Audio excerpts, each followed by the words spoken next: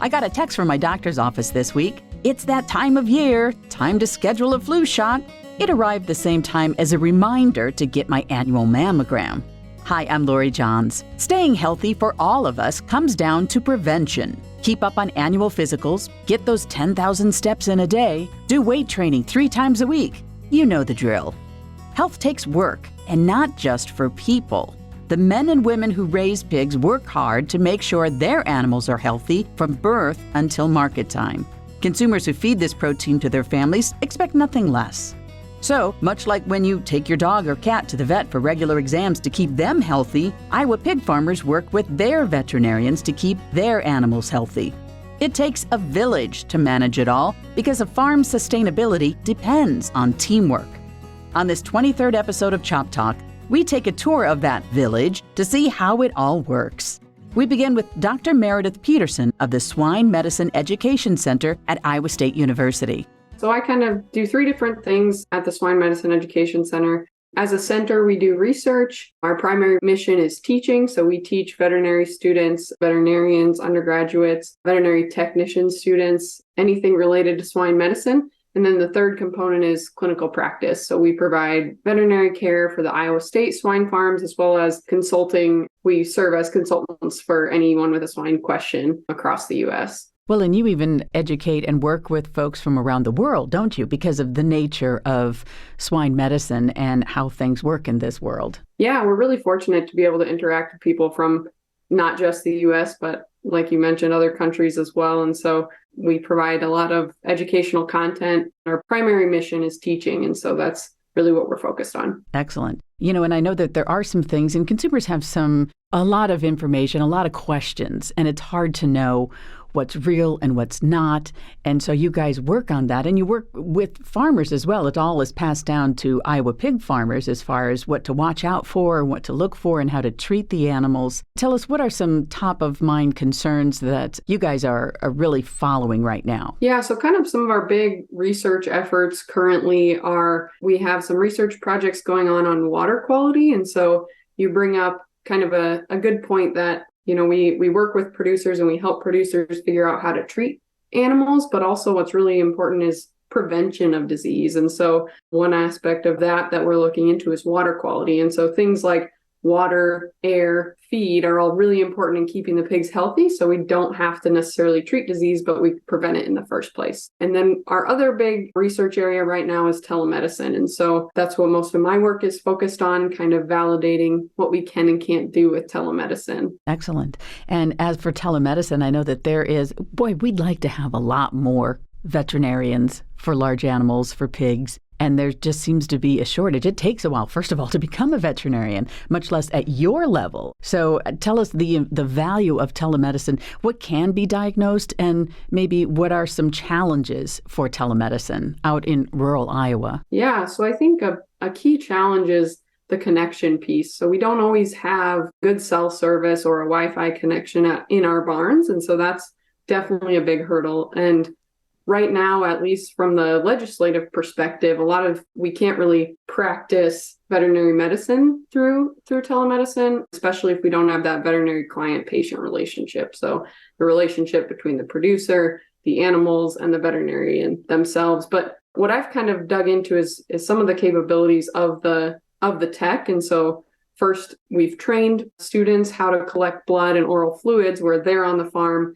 and I'm in the office training them. And we've seen it be valuable there. I think it provides a lot of value in terms of if we were to have some sort of foreign animal disease outbreak or something like that, we could help people collect samples from the pigs who maybe haven't done it before. We could do that more efficiently because we wouldn't need to go to every farm. Right. And for folks who haven't gotten out of the metro lately, some of these areas, it could be a 4-hour drive.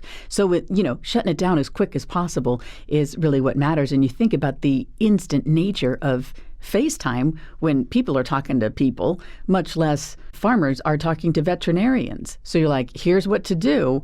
And then, instead of I'll be there in 5 hours or I'll be there at the end of the day, it's the right now of telemedicine, which is fascinating to folks. Right. And I think, too, the veterinary profession, like you mentioned, especially in large animal, there's definitely a shortage of veterinarians. And so even providing more support to new veterinarians via telemedicine. So the new veterinarian may be on the farm, not sure what's going on, connect with someone who has a little bit more experience. That way we provide more value to the producers and help the animals feel better faster. Are there any developing diseases or things that, previously folks have talked about African swine fever, which, to be clear, is not here.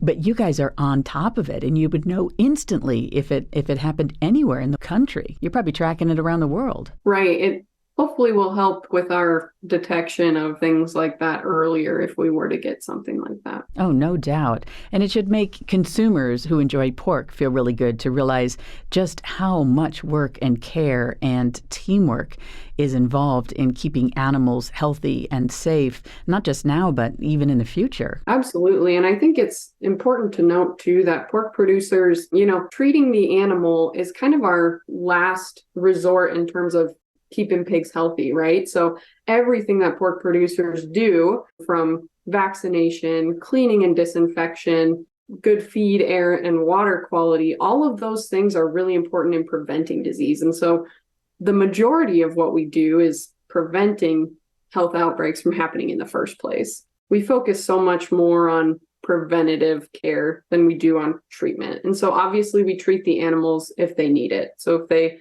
have a disease challenge that needs to be treated, we treat them. But both veterinarians and pork producers are so much more focused on those key prevention strategies to prevent animals from getting sick in the first place. And so I think that's something that's really great about the swine industry, that we all work together for that common goal. Maintaining that goal takes good communication. It takes someone the farmers trust who can speak their language and relate, as well as communicate to them through a variety of channels, and even coordinate information from other states or agencies to make sure Iowa livestock is protected from health threats that aren't even here yet. Zoey Dinkla is the Producer Education Director at Iowa Pork. It's her job to connect experts, agencies, and farmers on critical topics like African swine fever, which is a disease that could devastate the U.S. pig population if it gets here. I'm kind of their go-to on how to get that information, those resources, how to help them be successful. And yeah, a big part of that is maintaining the proper health of our herd. Yes, it is such an impressive amount of protocols and standards that are set by people that they might never even meet, but it's what our consumers, it's what we promise to be a healthy and safe product to put on their plate. And so wherever all those regulations come from, but they're set, and they're set for very good reasons. And it's, to provide a safe and healthy product for all of our consumers. So, and as long as our producers are sticking by them, and all of them are very diligent, they want to do the right thing. Right. And they've got folks they call in. They can call on you, and they work with veterinarians. That's the rule nowadays. Yeah. Having a VCPR, so our vet client patient relationship, that, make sure that the vet is hands-on just as much as the farmer. There's so much planning that's going on in the background.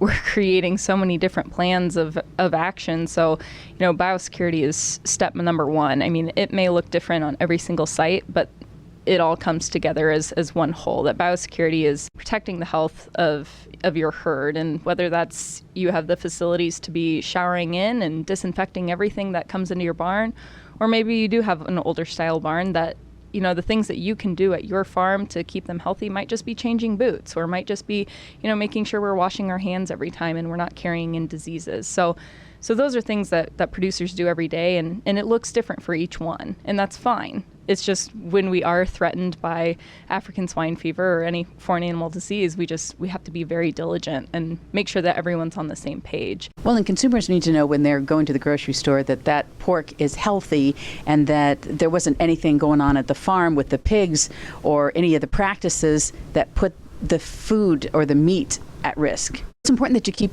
the workers healthy, farmers healthy, everybody who comes in contact with those pigs, no matter what the age of the pig, right? So that's when you talked about the shower in and the shower out. That's where that comes in. It's not just because, hey, you're going to smell better when you go home. Yeah, that's not the point of the shower. It's definitely so making sure anything that's outside that you could have stepped through. So, PED or ASF is a very contact-to-contact transmittable disease. And so anything that comes from outside into the barn, puts all those animals at risk. So that shower really help us keep out disease, making sure there's no, manure or fecal matter on your shoes, your clothes, your hands. That is such a critical step.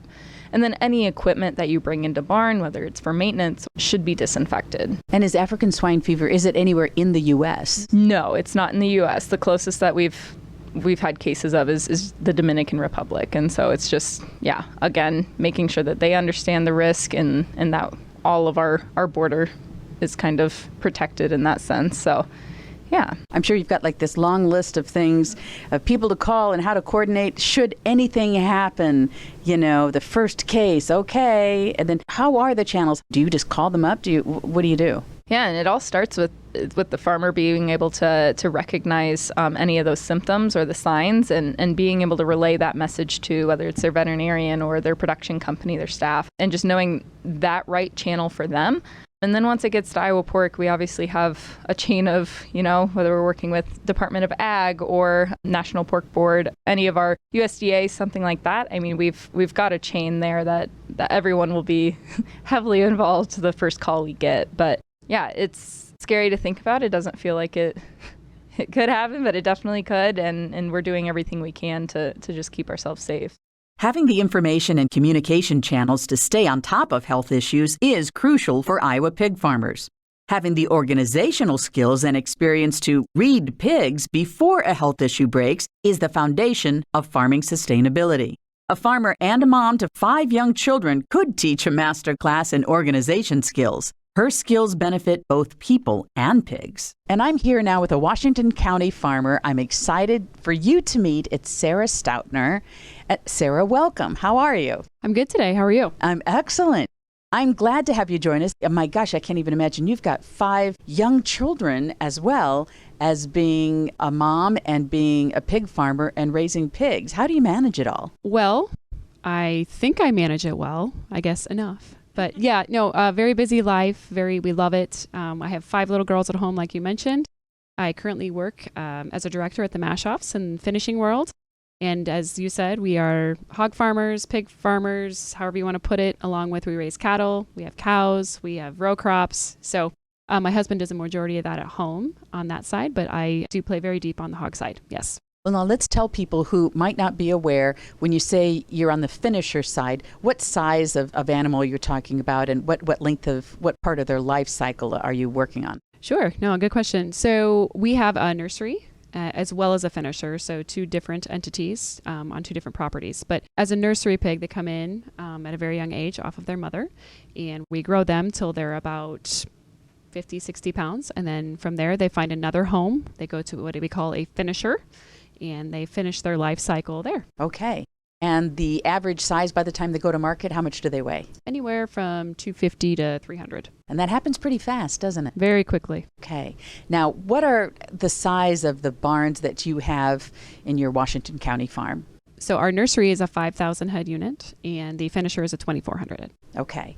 And now for folks nowadays who might not be aware, it's not huge, but it might be bigger than they remember from their grandparents when they were on the farm. Yeah, I would say, when I was younger growing up, we had pasture farrowing. So our sows lived outside in pastures and huts. And I've been fortunate enough to see that cycle and the integration of how the hog industry has moved. So now it's a much different kind of thing in this day of modern hog barns, and you can look on your cell phone and see what the temperature is in there. Correct. Yep. So we have Maximus controllers where we can literally see everything minute by minute, how much water intake there is, feed management, all of that. So it's really a good resource. I mean, obviously we are still in those barns doing all of the care, making sure that everything is controlled correctly, but we can change temperatures. Yes, that is correct. But as far as water intake, that's up to the pig, right? I can't consume water for the pig, but we want to make sure that everything for the pig, they feel healthy and happy and they want to go drink that water. So yes, that's very much a piece to it. But what it can't tell you is if an animal is feeling well or not. And that's where you come in and the folks who work with you on the farm and your family. So what's the first thing you look for? What's a healthy pig versus when you realize, okay, I'm going to call the vet? So if I'm doing my chores every day, my pig is jumping around and super happy, ears are perky, eating, drinking, the barn slats are completely dry. I feel really good when I'm in there myself from a ventilation aspect. So feed, water, air, and care are how we go identify. If all those are running and doing smoothly, you're likely going to have a successful day as a pig. You're feeling good. So if any of those particular things are out of whack, if the pig is showing signs of just standing around, his ears are droopy, just not feeling well, obviously that's where we need to take some action. Additional nutrition, you speak to your vet about maybe some options to help the pig along. Yeah, having that relationship with the veterinarian must be so important. It's the same as the people listening now who have a dog or a cat at home and take their dog or their cat in maybe once a year, but you're far more attuned to your veterinarian, aren't you? Yeah, that's correct. So we have a strong relationship with our vet, strong recommendations on how we would go about treating an animal if needed. And pigs can also face challenges or threats from other people. And besides you working at the farm, I mean, if just keeping them healthy or a virus or something like that, it's like, I know there are some barns, and I've been to those, where before you even go in there and see the pigs, you're taking showers, from top to bottom, not your own clothes, your own shoes, anything. It's really incredible, and that's part of that biosecurity. Correct. Yep. So biosecurity is very important. We have log in, log out sheets. We, like you mentioned, we shower in and shower out of our facilities, and we know who has been in there. Put it that way. We don't let anybody in that we don't know where they've been. And I would say that's also for my job at the MASH office as well. We're very, very, very in tune with what goes on in every single day in every single shed. So.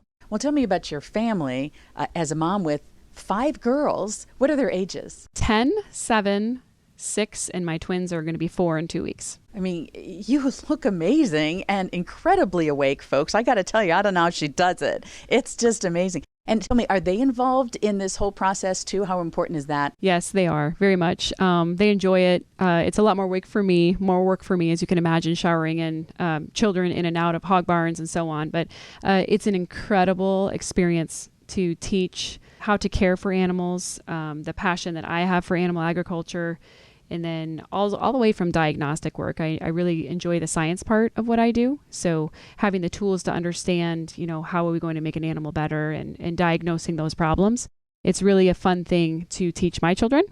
And they really enjoy moving pigs and playing with them and doing all of that. So do you see pig farming in their future for any of them yet? So if that's a passion that my children want to have and continue down that path, yeah, for sure. I would support them 100%. And it's important too that they embrace the science side and the sciences and biology and all of those things, because like you said, that's part of being a farmer today. That's correct. Yep. Being knowledgeable on all the things. Well, sharing your story is important, and that's why we're here. That's what we're doing. And people might be surprised to realize how much farmers are invested in constantly learning the latest. And that's even why you're in town today. Yeah, pork quality assurance is basically, anybody that raises pork or handles animals today has got to be certified in the PQA test and understand animal moving, how to care for an animal, and so on. So that's an important, I think the industry did a really good movement on that. And same with transport quality assurance. That's for anybody that transports animals from using within the animal movements. And that's helping everybody be compliant. And the idea is protect the animal, protect your food. So that's the rule of the day that a lot of people might not realize. Yeah. Wow. And not to mention your regulation book must weigh 20 pounds. All the things that you have to do on the farm today. Unfortunately, it's not just go do the right thing. There is a lot more to it now. Yep. All right. Well, anything you want to add that I haven't asked you about farming today? And for people who've not been inside a modern hog barn, what would you say is the best part about it? I think it goes back to how I was raised and what I feel is important as I raise my children. The pork industry, animal agriculture in general, has given me a very, very strong work ethic, a very realistic outlook.